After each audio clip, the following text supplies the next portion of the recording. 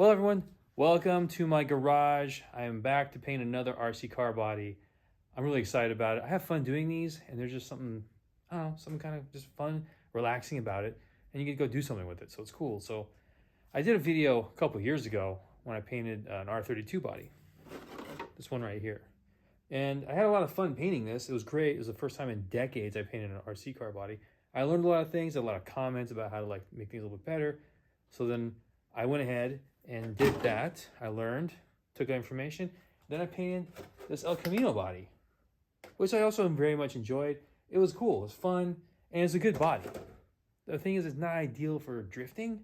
And at Super G, this body ended up just being a little too big, a little too hard to maneuver. I was had to be shallow and really hard for people to follow because the overhang on the back is so much that, yeah. So it's time to pick another body. And I had another one that's been sitting on deck for probably just as long as the R32 actually. It's a JZX 100 body I got. So it's an HPI body also. And here it is. I'm excited about this because it's a totally different body. Well, not really. I mean, it's a four-door. It's a Japanese car, but these just look good sliding. Don't get me wrong. I enjoyed driving the El Camino. It looks cool. I like the paint. I like how everything turned out on it. It's just this car here would be much better to drive with everybody else on the track. So there you go. So what's the plan for this? Well, I'm gonna try out some champagne gold anodized aluminum. It looks very gold. It looks very close. On camera, it looks very, very close to Granada gold, which the Nova is. So we're going to be using this for majority of it, or probably all of it. So we're going to use that. Of course, we're going to use LeMay Flake because we have to, just to give it the extra spice. And then we'll back it with black. Or, well, who knows? We got silver. We're gonna try some stuff. But for sure, majority of the body is gonna be this. And of course, we're gonna have LeMay in it. And I'm just figuring out how I'm gonna plan it out. So I've always done the roofs on the bodies now. But I think this one I'm gonna do something a little bit different. I think I'm gonna do the hood, the roof, and then we're gonna keep the graphics going off to the trunk, to the back. So that's the plan for that. I'm pretty excited about it. So there you go. We're gonna do another body. So now we can just go into time lapse of me taping things out. Well, I guess I should probably say, yes, I cut the body out first because I just like doing it that way. It has a protective cover on it, so it's about overspray. And I'm gonna wash the body actually, so hang on. I need to stop everything else. I need to go wash the body, get the mold release agent off of it, and then we'll come back and we'll start taping things out. So cool. Then we will do some time lapse. There you go. Stand by. All right. I took a break. I pretty much changed my mind at least 14 times now on how I'm going to paint this. So I'm going to go back to, or go with the thought of, we're just going to start. Because if I don't start, I'm never going to go anywhere with this. So here we are. I'm just going to go ahead and I'm going to put the masks on the windows and stuff like that, and the headlight and taillight areas. And then I'm just going to go ahead and use this fine line tape. This is a 1.6 millimeter. Tamiya makes a 2.0 millimeter version of it. I like using this. This is from, I think I got this at Coast. Either way, that's what I'm going to use to do a lot of the work on it. And I have some different sizes also. But that's it. We're going to go start. So we're going to go to time lapse. I did change my mind about colors again, I think. But I think at this point, we're just going to go and see what happens. Because my original plan of painting in the colors has changed. And I'm doing more research. And yeah, we're just going to go ahead and we're going to start. So go to time lapse.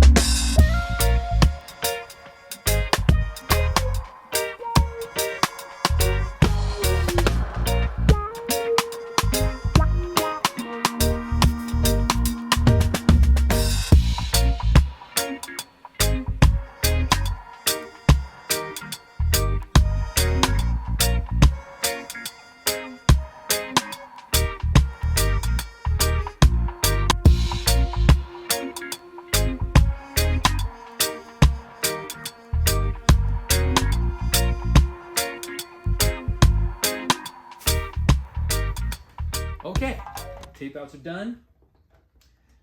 We got the lace on the roof right here. And yeah, we got a bunch of different things. We're gonna try a lot of different stuff on this one. We're gonna go for a 3-color fade, which will be my first time trying that, which will be fun. We'll see. And yeah, I'm excited. I mean, no matter what, this will definitely look different than a lot of stuff that's already out on the track. And regardless of how it turns out, it should be fine. It'll be good. We're gonna do a lot of experimenting on this one, and we're gonna see what works and doesn't work. And hopefully, in the end, it looks good. So yeah, let's start mixing some paint and let's go. Okay, so now we're in the garage getting ready to mix up the first coat of paint. I'm using Autoborne. It's a water-based paint system. I've been using it for a couple years now. I use it for painting helmets like this one right here. And I've used it to paint other things, but I like it. And it's something that I've always wanted to try on an RC car body, especially using my airbrush. So let's mix it up. I'm gonna be using Tequila yellow. It's a little more of an orangey color to it, but it'll be really cool. We're gonna do an interesting mix with it. We're gonna do 6:1 of the 40-50 balancing clear, and then just 1 part of the candy. So I'm using candies, so you can layer it up. Instead of just going really hard with it, you can layer it up and get a nice, like, kind of like film, like a tint to it almost, and then we'll just keep going. But yeah, so I thought I'd explain a little bit my airbrush. For this, I'm using an Iwata Eclipse HP-CS. And this is pretty much this is my first airbrush I bought after I took my class with Noah many years ago. And they work great. They're like considered the workhorse for airbrushing. And this is a 0.35 needle, which is pretty much the minimum you could use to really spray these paints out. So I thinned them down a little bit. To know more about the paint system, and if you want to get deep into it, I would just look up Createx, their YouTube channel, and they have experts explain all this stuff. But I'm just doing what I do, and if you really want to deep dive into it, go over there and watch their stuff, because that's what they do. But I'm just kind of having fun, so yeah. But yeah, this is what I'm using right here. This is a great airbrush, not super expensive, and you can pretty much get this anywhere. So, and my paint setting up, you have to, once you mix it up, wait about 15 minutes to let it all acclimate, because I'm using a reducer, and I use the 40-50 balancing clear on it. And yeah, it needs to all just kind of work together. And then in between coats, it takes about 10 to 15 minutes before you can put another coat on. So you can't just go wet on wet with this stuff. It doesn't work, so I gotta let it dry for a long time. So this isn't gonna be a quick process. So I'll probably spray the Tequila yellow today, and then depending on how the rest of my day goes, I might keep going. If not, we'll pick it up in like a day or two. So there you go. I think we're almost ready to start spraying. All right, let's get ready to go. One more stir before I put it in here. I mixed up way too much. Way too much, but whatever. Guess it's better to have too much than not enough.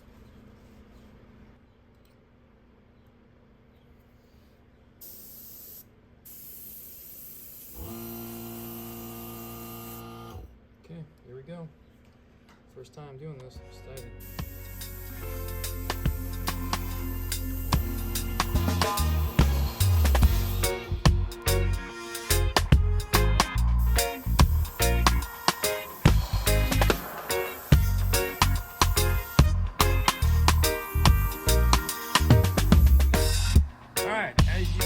Here we are. This is about 4 coats of Candy Tequila Yellow.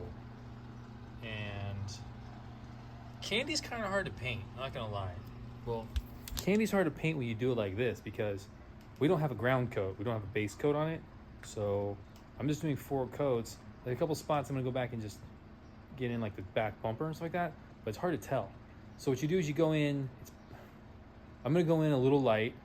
That's why I reduced it down so much that I could just go back and build it up and try and get a really nice even finish.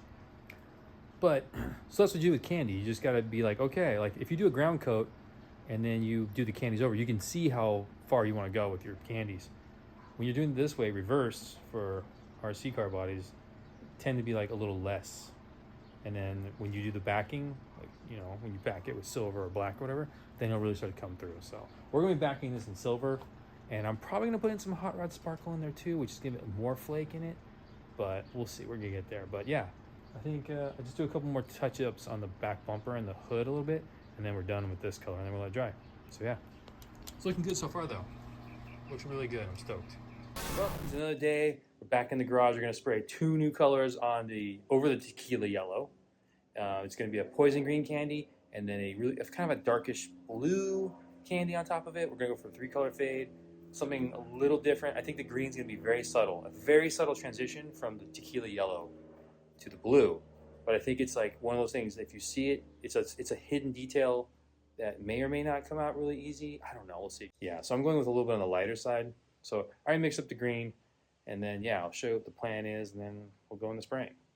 So cool, so come with me. Okay, so here's the plan. I'm gonna spray the poison green from this point, like this, cutting back to here, and it's just gonna be a gradation from the tequila yellow to the green, but it's not gonna be a huge thing. It's gonna be like maybe that tall. Like obviously here it's gonna be tapered off and it's gonna go up a little bit, but it's not gonna be like hard path. It's gonna be like fogging it in. And then we're gonna go back with the blue and come in from like probably right here, and then just continue on the rest of the car and see how it turns out. So that's the plan. So mixed it up already, waiting to go. And after all that's done, then we'll start looking at doing the detail work of doing drop shadows and doing the lace in here, and then doing the fish scales, and then spraying some other like flake into it so we can get things going. So that's it. Okay.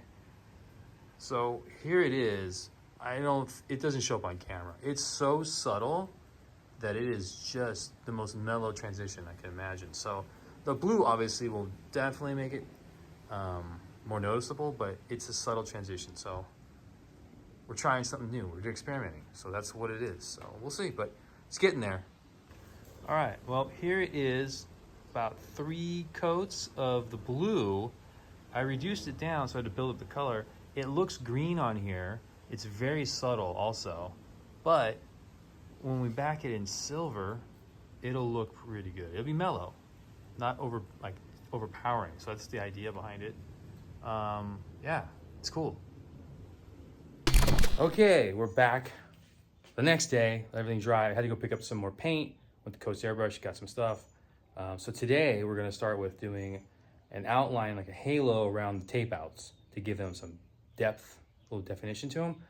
I am curious to see how it's gonna be because I was gonna go with black. I figured black against tequila yellow could be okay, but very harsh considering the transition between the 3 colors is so mellow. I'm gonna go with dirt track brown, which is, if I spray it lightly enough, I think will be a nice complement against the silver tape line that'll be pulled off afterwards after we back it. So we'll see. I mixed it up, letting it sit. We're gonna spray it, and then we'll see what happens. I don't know. This is all experimental, so we're gonna go for it. All right, so just to explain a little bit more, I'm gonna outline, like basically halo, these tape lines with the dirt track brown, and do these here also. I'll probably go around the perimeter of this. I'm gonna do a fish scale stencil, which I gotta make out of some illustration board and cut it, and we'll do that area with that. We will do the drop shadow on the flame, and then we'll do the lace panel right here. And then we're gonna see what's gonna happen. It's all experimental, so we'll see.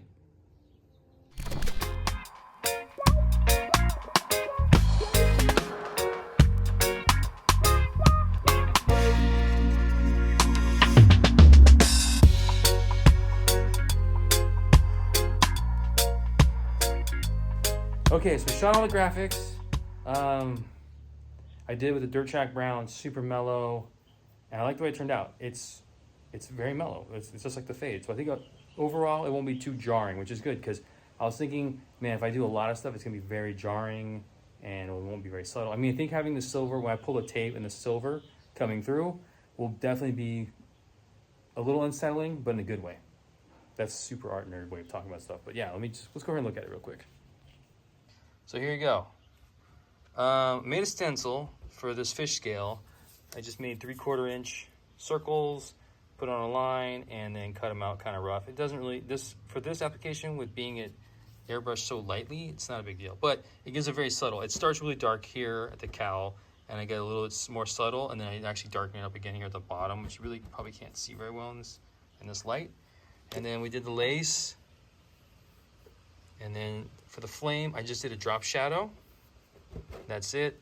I was contemplating going back and masking out the entire roof and then doing lighter colors in it, but it's already got a darker, so it's not gonna work. I should have planned that out, but that's okay, because honestly, I think when I pull the tape off and I back this whole thing in silver, this will be silver, this will be silver, this will be silver. Everything with tape on will be silver. So that'll be cool, because it'll make it stand out a little bit more. It'll draw you in to see it. We'll see. That's the plan. Either way, I'm really happy the way it is. The fade is definitely looking really good, and I'm happy with that. So yeah, stoked. Okay, so the tape is off, and now we're getting ready to put in the silver sealer, or sealer, you know, we're putting the ground coat in now. So yeah, so all the tape's out. This is how it's gonna look, and yeah, I'm gonna spray right now. So I'm gonna put a mask on for this, because this has a bunch of little bits of metallic in it, so I'm gonna throw that on and go for it. Okay, first pass with the silvers is down. As you can see, it's very light. You can't go real heavy with this. It's gonna take maybe 2, probably 3 passes to get this coverage, but still, it's looking pretty good. I'm really happy with it. See if I can pick it up real quick, so you can get an idea what it looks like on the other side. So, I mean, granted, it's looking pretty good. Let's go out in the sun real quick and check it out. I mean, it's still got the protective coating on it, but, oh yeah, that's starting to look really good. I don't even put hot rod sparkle in it. I think the silver sealer, or the sealer silver now, the 6013, they added way more metallic to it, so it looks really good. You don't have to add anything else to it, so yeah. This is gonna look really good on track. Stoked. So we'll just let this sit for another 10 minutes, and then we'll go for another pass. It's probably gonna be 3 passes to get this thing to be really good coverage, but still, really happy with the way it's turning out. It looks really good, should look really good sitting on the track, so I'm stoked. Okay, well, I guess we're kind of done actually, for the most part. Let me grab this body real quick so you can see it. So I went ahead and ended up doing silver backing, and then I backed it with, what color white is that? It's the Tamiya white. I wanted to back it just to make sure it's opaque. And then I tried something I've never done before, but Brandon Cotto told me, just paint the window trim. So I tried that, a little more difficult, because the masking that came with this body was actual masking tape, which had a lot of tack on it, but it's okay. I learned something new. I think it looks okay, but we're gonna go ahead and peel off the protective coating. This is still drying, but we're gonna peel off the protective coating so I can go see what the actual paint looks like in the sun. But yeah, that's pretty much it. I mean, I gotta put the taillight buckets and stuff, so we're not done, but for the painting, we're done. So let's go ahead and let me peel this protective coating off the outside of the shell, and we'll look at it. Ooh! Oh man, that looks bananas. Wow. Wow. That looks really, really good.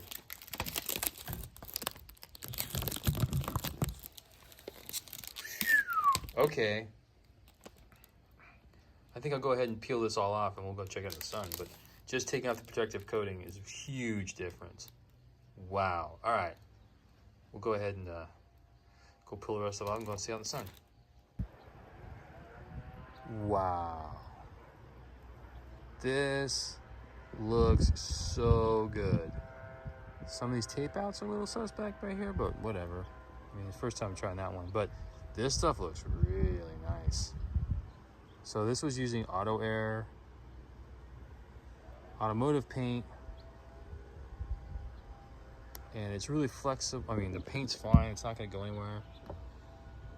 It's the 4050 UVLS Clear is what's using it as adhesion like promoter for this plastic, and it works fine. And man, the 6013 Sealer Silver has enough metallic in it that you don't have to add anything to it. It looks really good. The fade looks great. I'm really happy. This looks really good. Now I just gotta put on the chassis. I gotta peel this masking out the windows, but then we'll do the buckets and stuff like that. But this looks great. In the sun, this is absolutely phenomenal. Wow. So there you go. There's my step-by-step-ish how I painted the JZX100 body using automotive paint and also my airbrush. So now the question is, would I do this again? Maybe.